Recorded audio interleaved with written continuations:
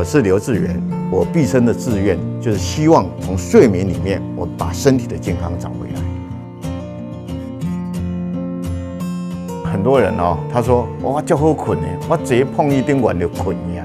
其实哦，这么好睡的人哦，通常我们做检测一看，他欠的睡眠债都很高。像你的部分，你的睡眠效率73%，被什么吃掉？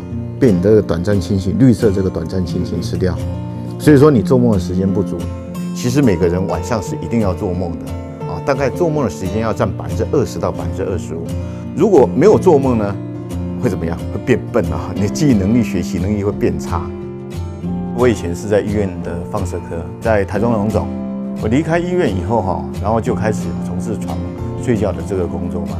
我们就这样用科学的方法，用医学的角度去切入哦。像以前我们在医院，我们跟病人讲说啊，你要多运动啊，病人通常不容易。我们拿减重来说，真的很不容易了啊。那我们就在想说，躺着能不能运动？那什么运动最有效呢？我们知道，跳绳的运动其实是最有效益的。那时候我就跟高一的现在的复健科主任哦，陈嘉欣陈医师，我就跟他合作研究这个床能不能这个模拟在躺着运动、躺着跳绳的一个效果。那运动像我们现在慢慢的加快啊，然后到每分钟140下。那每分钟140下的时候，你可以看到，其实我就在模拟在跳绳的这种感觉。你让它动一下看看，好，测试一下，看看没？那时候我们花了很多的研究费用，公司员工那时候就讲说，做这些干不好，那有干不好，甚至连家人，都保持怀疑的一个态度。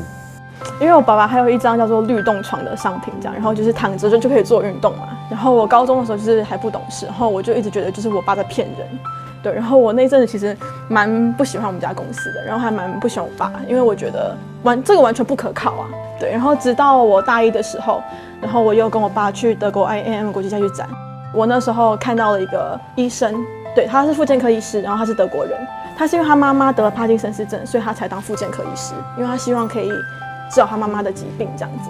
然后他就去上网查了很多不同的就是文献啊，很多的资料啊，然后发现这样每天规律的运动对他妈妈来说是好事。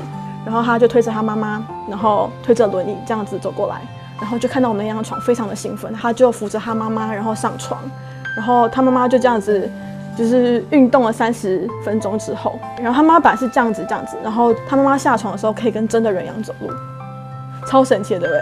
我当下没有办法相信我的眼睛，因为我一直来都觉得我爸是骗子。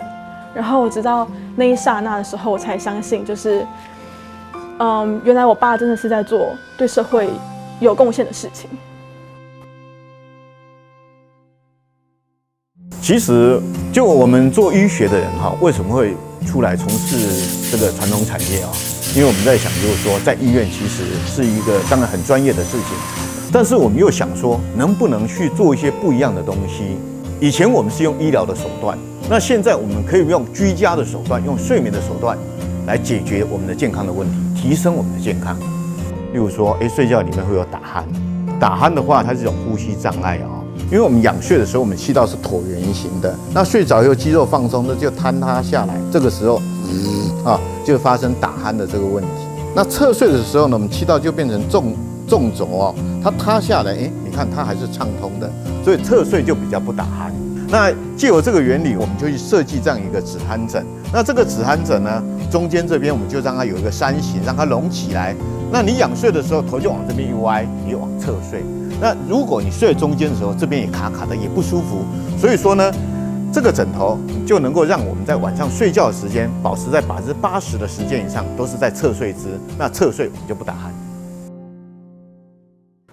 我们因为在10几年前我们就已经走到功能医学这一块，甚至在8年前我们就开始进入到 AI 这一块了啊。那时候我们就跟工研院、跟资策会、跟彰化基督教医院的吴东如医师我们就一起研发怎样子让我们有睡觉不只是舒服，同时能够达到脊椎平衡的床垫。像这个是我们陈先跟陈太的床垫量身定做床垫的概念它其实我们每个人身材不一样。那陈先生呢他的这个支撑度呢是要硬一点点。你看我压两边是不太一样，这边比较硬，这边比较软。好，那每个人需要的这个支撑度是不一样的。我们会用体压感测床，先算出你的体压分布，再依据头肩背腰臀每个区段的位置以及它的这个质量，来帮它调整它的软硬度。那你的背有稍微重一点点。那有些人假设他臀部这边太软太硬，或是腰杆这边撑不到，它是可以调整的。有些人他有打鼾的问题，他需要侧睡。那侧睡如果长时间侧睡的话呢，他肩膀这边会压迫。那这个时候我们就会把这一片把它拿起来。那这一片拿起来的时候，那我们侧睡在这边的时候，你看，我这边肩膀这边就不会压到这边就空出来，它是一个很好一个肩膀的收纳空间。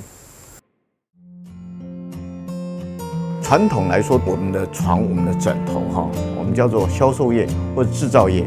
那其实全世界现在都已经走入服务业那什么叫做服务业呢？今天我卖你一颗枕头，那假设我是低头族，我是直脖子的人，因为我的肌肉都已经定型了。如果说你叫我回去这样子睡，我一定没办法睡，我要这样睡才舒服。那我会帮你量，会帮你调整一个你舒服的枕头。但是这样睡健不健康？不健康，对不对？那我们就教你做运动。简单的来说，很简单，收脖子、挺胸，把你的颈椎拉回来。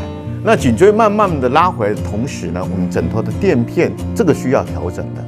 所以我们的枕头加上一招运动，陪着你一起把颈椎的健康，慢慢把颈椎健康找回来。甚至有一个教授，他跟我说，你们枕头对我很好的治疗。我跟他说不行，我的枕头没有治疗我是教你做运动，然后藉由枕头的调整，把他的脊椎的健康找回来。这几年的研发费用其实是很难去评估，很难去算尤其我们做的是大数据，做的是 AI，那个都要花很多的经费那一步一步的走来，那我们不断的去修正把一件事情去做好，去证实。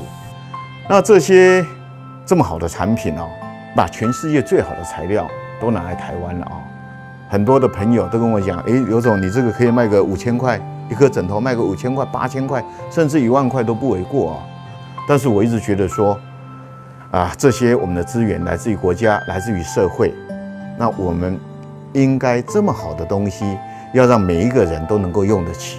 所以说，我们把枕头的价格呢，大概定在跟我们一双布鞋的价格一样，一张床垫的价格呢，大概3万多块、4万多块。希望每一个人他都能够轻松的把身体的健康在睡眠里面能够找回来。